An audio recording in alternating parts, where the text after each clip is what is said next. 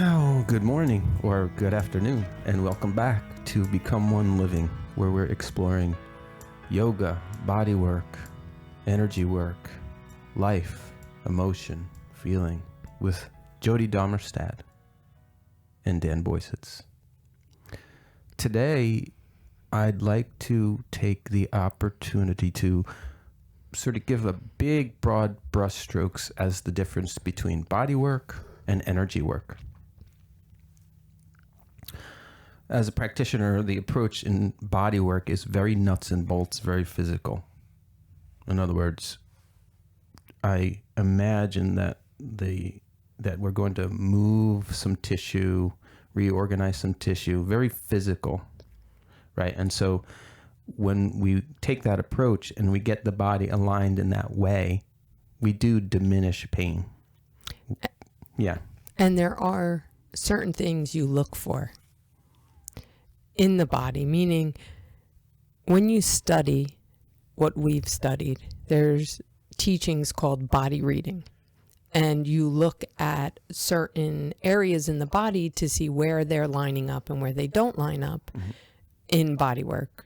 Example, talus. That's a bone in your foot where the lower bones of your leg sit on, and 100% of your weight is distributed through the talus into your toes, and it's dispersed. So let's say you would look at the talus and say, okay, is it rotating in? Is it turned out? And then you go up to the knee.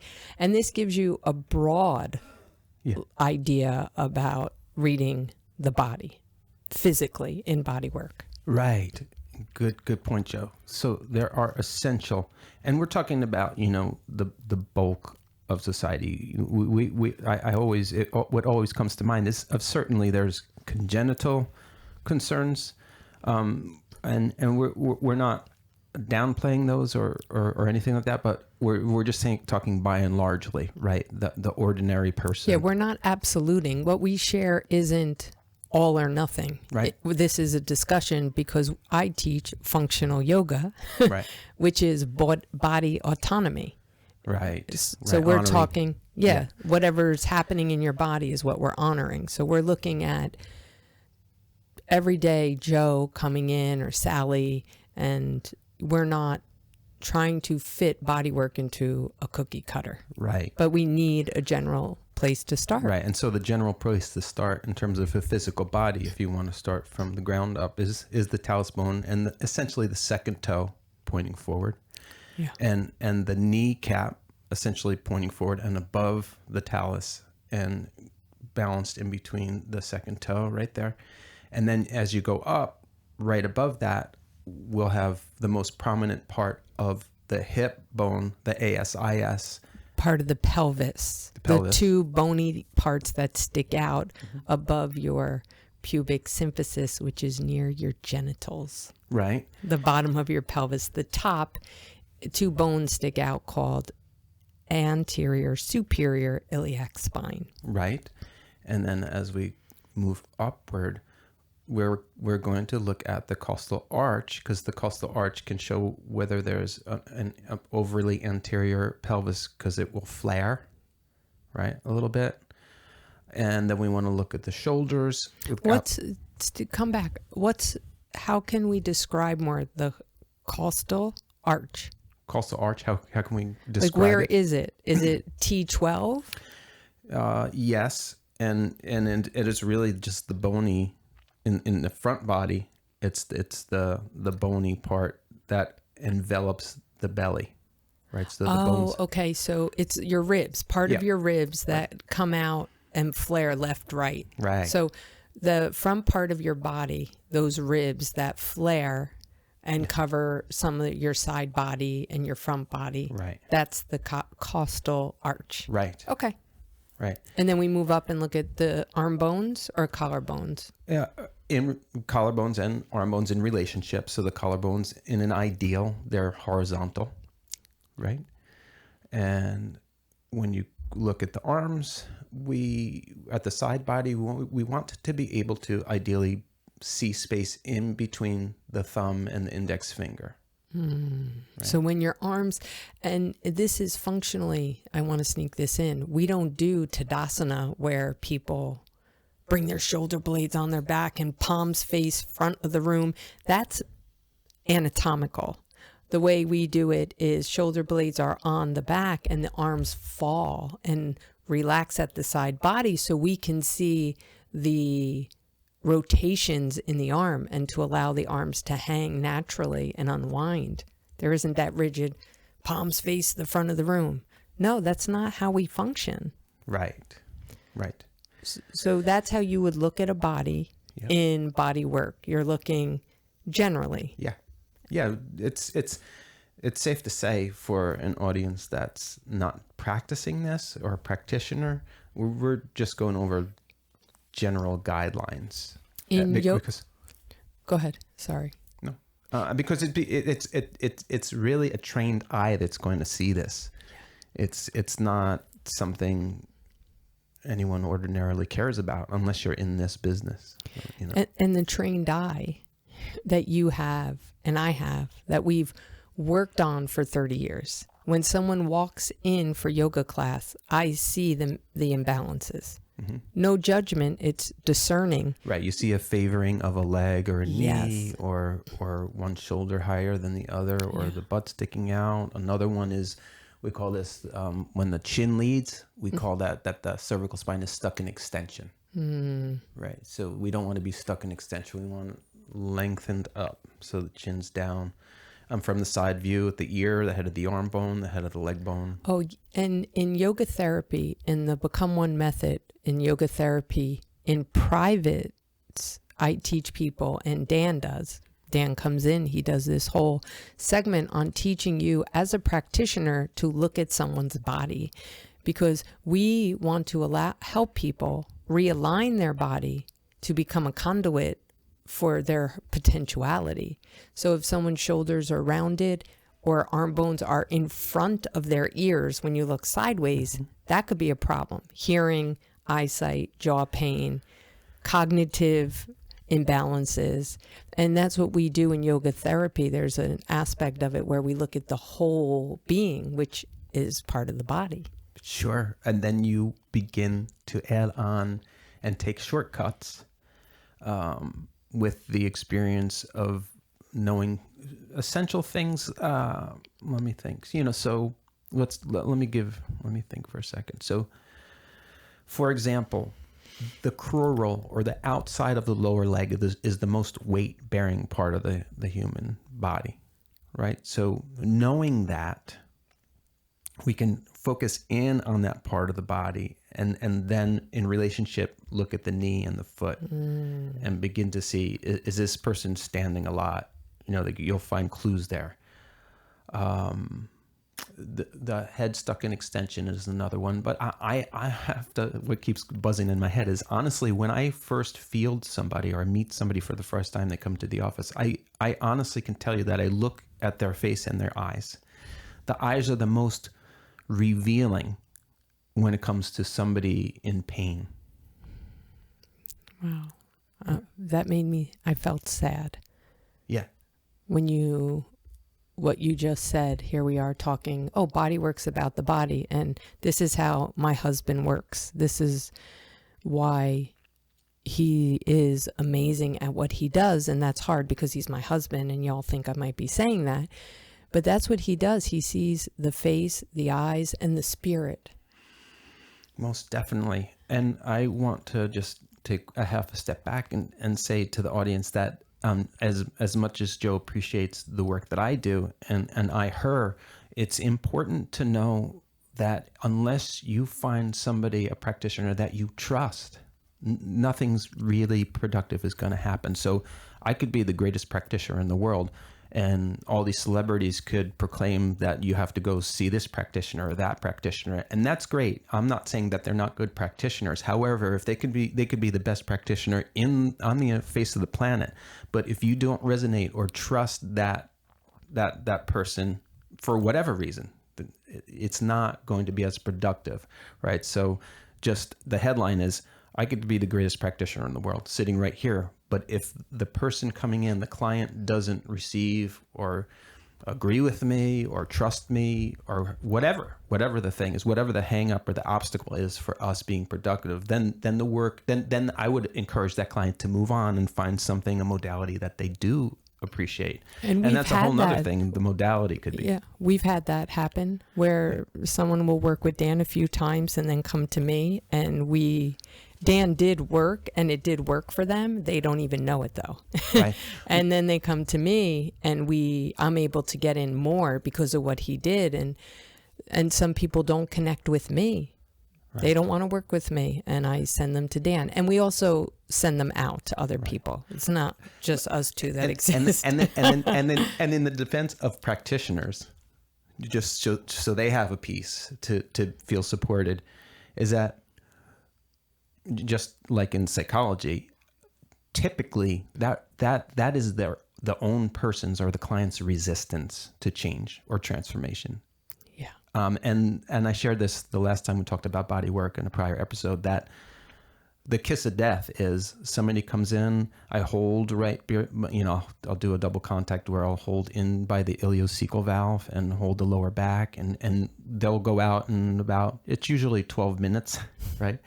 Before the body totally relaxes, and then probably 25 minutes where their eyes, that it's like our dog when she's trying to stay awake, but she's falling asleep, and they go into the zone, and they go into a deep zone, and I stay there because that is the magic touch. But then 75 minutes, 80 minutes later, after holding them just in that one place, I start to bring them out of the session, and they'll say something like, wow, I guess I really needed that, huh?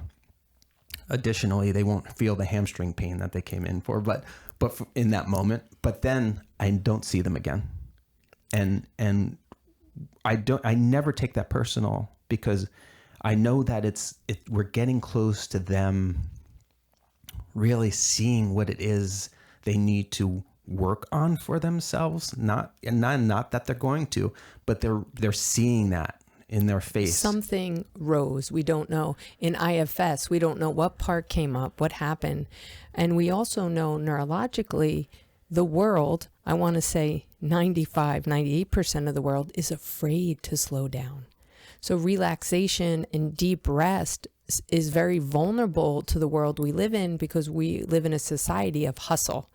Hey, you got to hustle. You got to go. Yes. And hypervigilance. Like, where am I going? What am I doing? I got to go get the kids. I got to do this.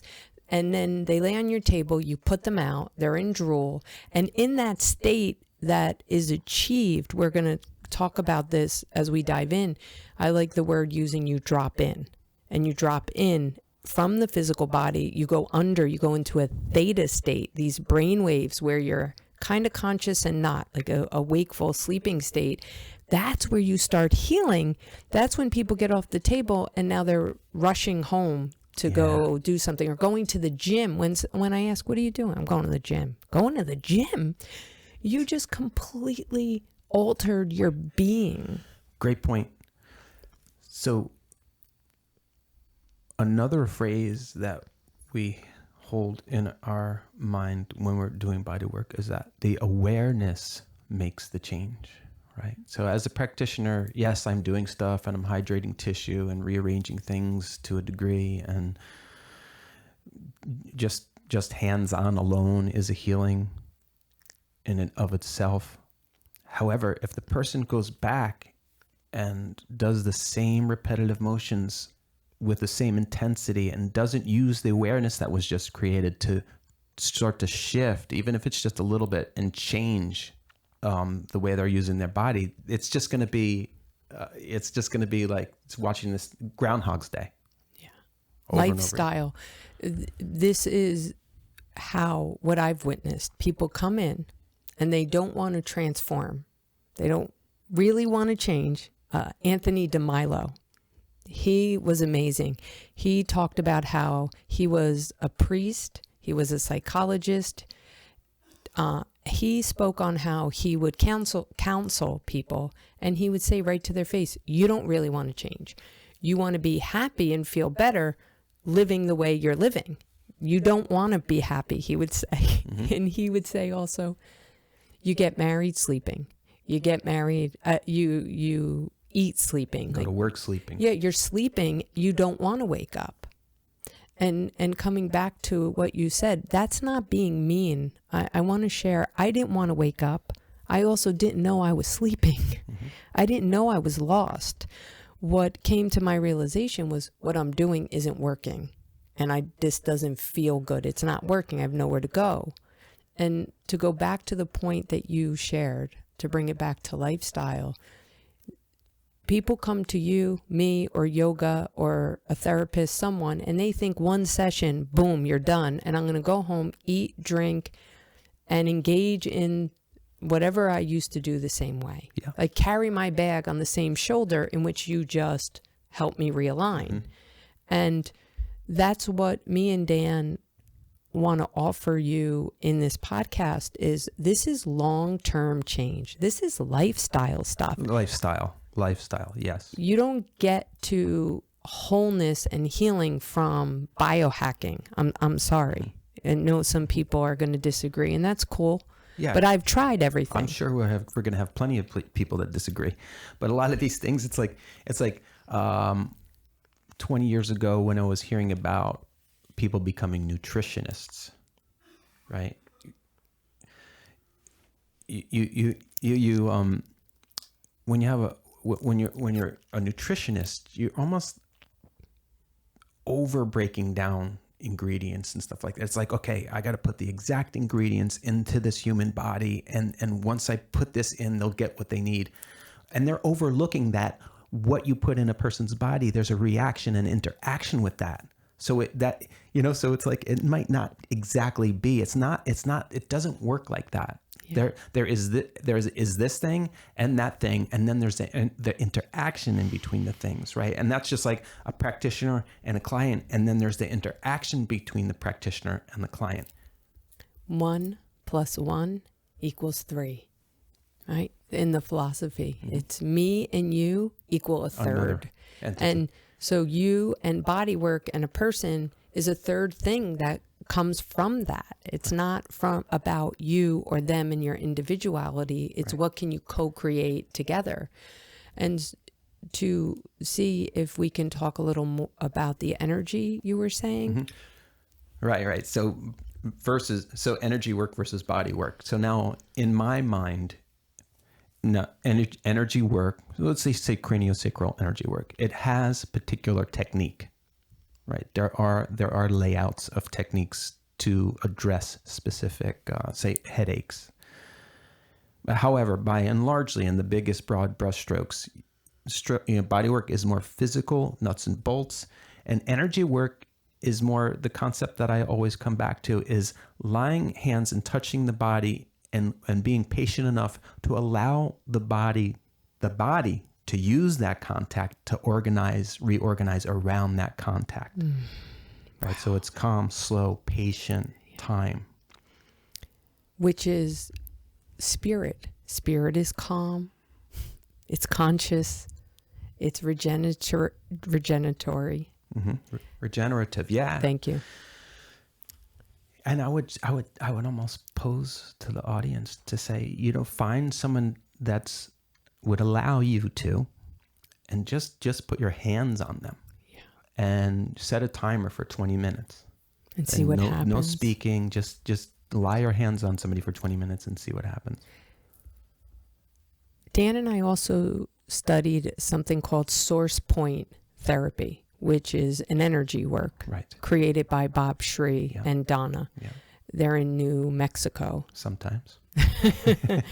And it's based off of nature. It's based off of the Fibonacci code. Right. And it's based off of nature. And the concept is, it's called source point because everything comes from one source. And even in utero, sperm, egg, you become one cell, one thing. Right. From there, you unfold. And that unfolding nature they have found within everything that exists and everything that's alive. That's the Fibonacci code. Right. And so we learned, which Dan said, we're working with energy. You can't see energy.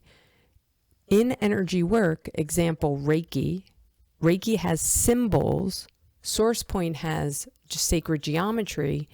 And why? The brain needs the symbols to trick it into believing in it, because most people don't believe what they don't see.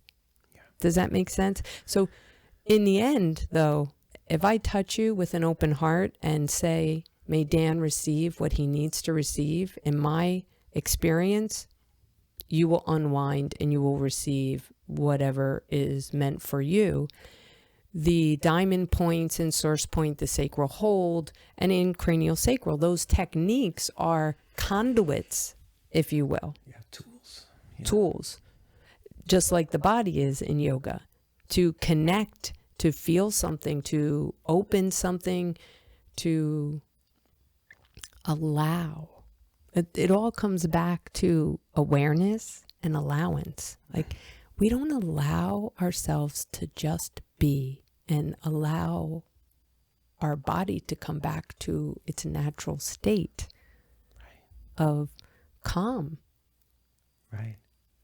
And where there may be a crossover, everything to me starts to come into one with these types of things. And an example is Bob. I can't remember if it was Oxford or where he was studying but essentially Bob was studying architecture.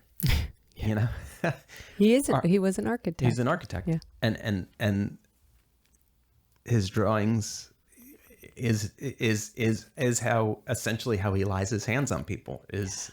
I mean, I don't know where you start the conversation or what door you go in, because it's really, I'd love to be in Bob's head for a second just to see, like, I could see his, like, paintings. Oh the my God, sacred his geometry paintings are beautiful. And simple. Oh, basic. I mean, I'm saying simple just to describe it, but I don't know if it's simple to create, but really bold in its simplicity. And it holds the power. Because if we look at the body, even in Rolfing, so Bob was a Rolfer and realized people weren't holding the 10 series, meaning they'd get Rolfed and it would go back, and his wife channeled source point. And they practiced it for years on their own, privately. Yeah. And he found that when he did just one point that the person, some people never came back. One session free of pain.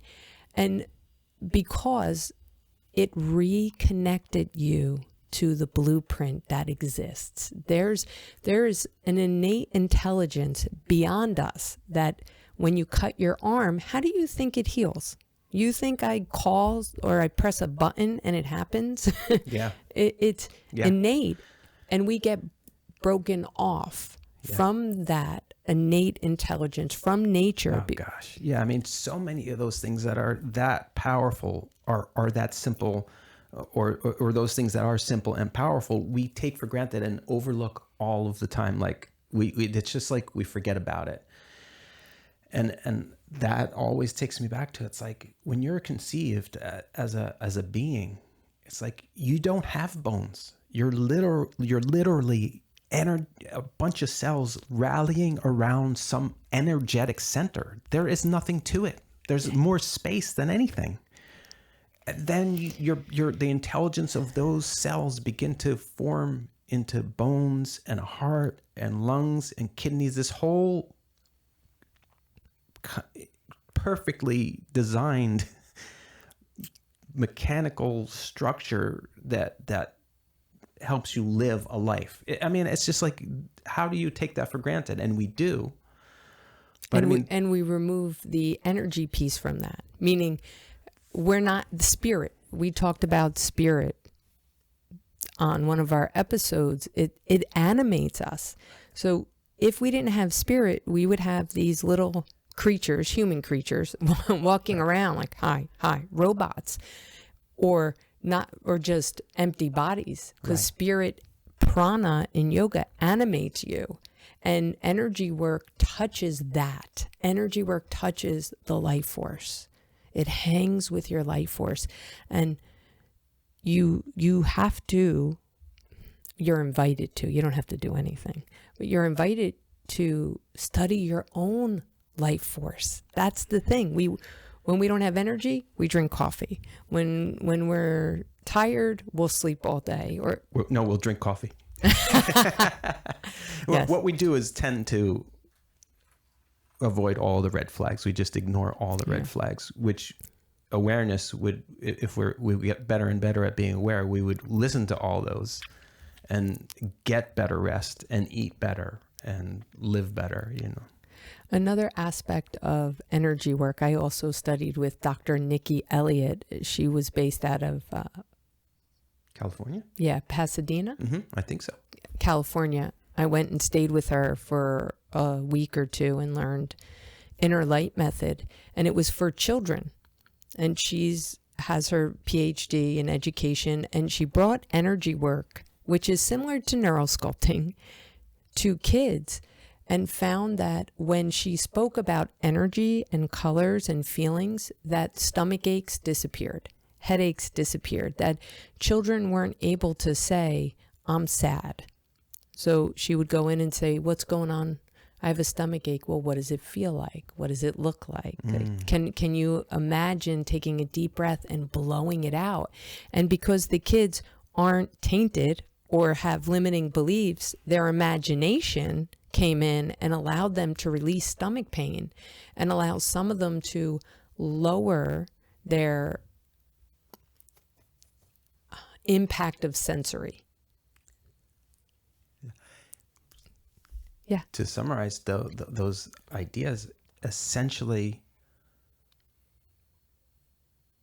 the energetic piece of that is what you're saying to this little human is, I see you.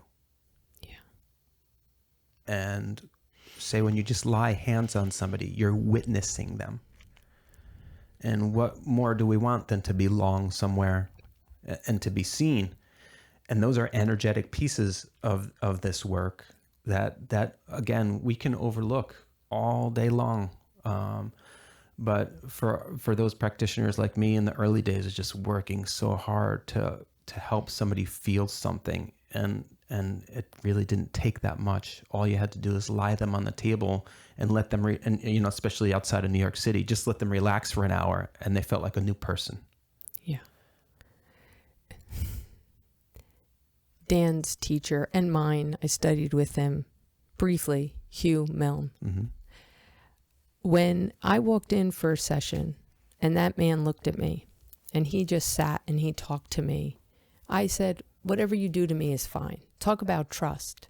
I didn't even know what was going to happen, but Dan said, Joe, you need to fly to Oregon and you need to meet this guy. And I said, all right, let's do it. And we are going to have him on the podcast with Bob. We'll reach out to Bob and Lisa Wimberger. We've asked all our teachers and friends. We'll get there, we promise, for a deeper, more expansive conversation about that. I mean, but to your point, Hugh, before he has 7 parts of his primary educational series, right? And the first time I went out to see him, before he even laid hands on me with words, he was the first, you know, so I'm a man and he's a man. He was the first man in my life that used words and made me feel like he saw exactly who I was.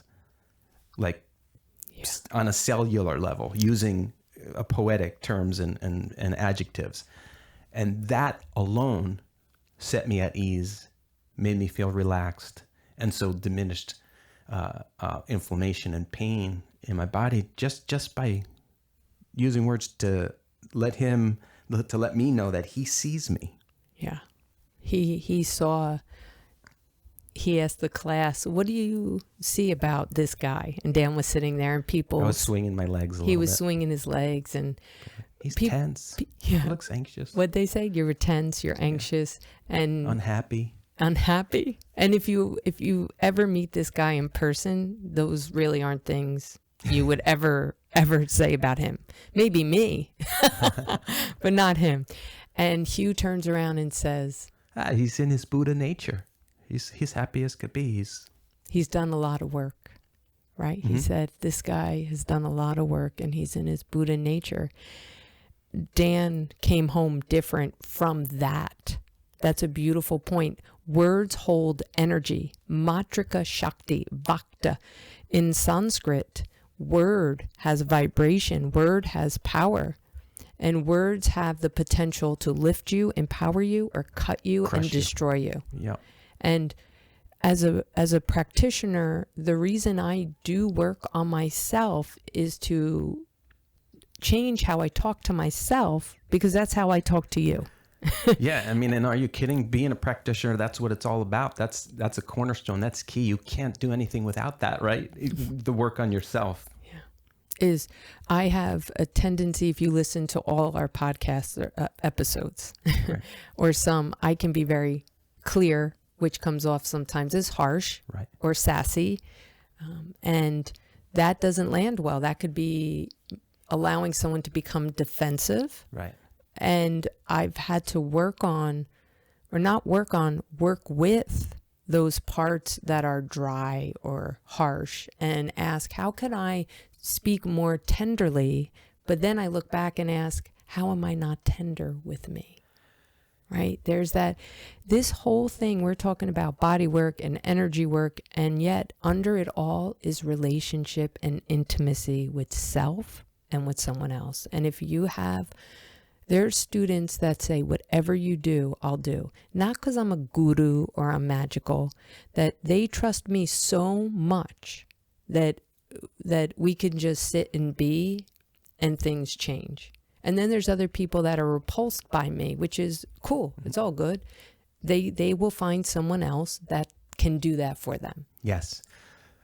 But if you're a client and you go find somebody to work on you and they're like, oh, we're going to do this and I'm going to do that and I'm going to do this on you. We're going to fix that and you won't feel this and everything's going to be great. Whew, that's not a good sign.